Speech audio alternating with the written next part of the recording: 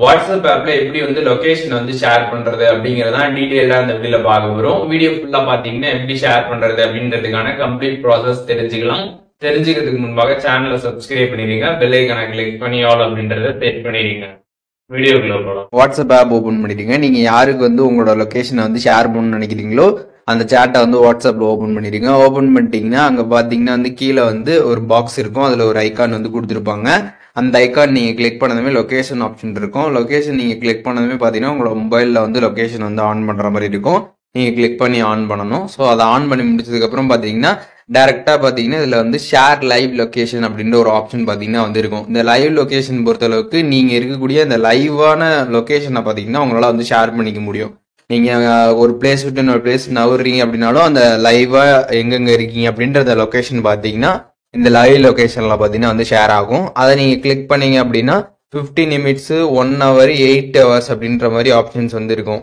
இப்போ வந்து 15 நிமிட்ஸ் நீங்க கொடுக்குறீங்க அப்படின்னா 15 நிமிஷம் வரைக்கும் பாத்தீங்கன்னா வந்து உங்களோட லைவ் லொகேஷன் பாத்தீங்கன்னா வந்து ஷேர் ஆயிட்டு இருக்கும். 1 hourனா 1 hour ஷேர் ஆகும், 8 ஹவர்ஸ்னா 8 hour பாத்தீங்கன்னா வந்து ஷேர் ஆகும்.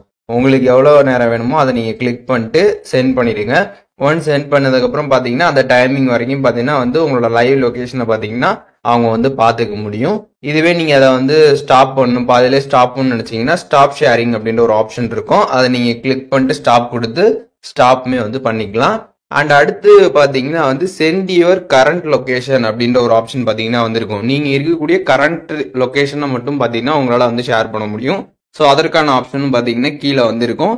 அது மட்டும் இல்லாம நியர்பை பிளேசஸும் வந்திருக்கும். உங்களோட லொகேஷனுக்கு பக்கத்துல இருக்கக்கூடிய நியர்பை பிளேசஸும் பாத்தீங்கன்னா உங்களுக்கு கீழே வந்து ஷோ ஆகும். அதையும் நீங்க வந்து பாத்துக்கலாம்.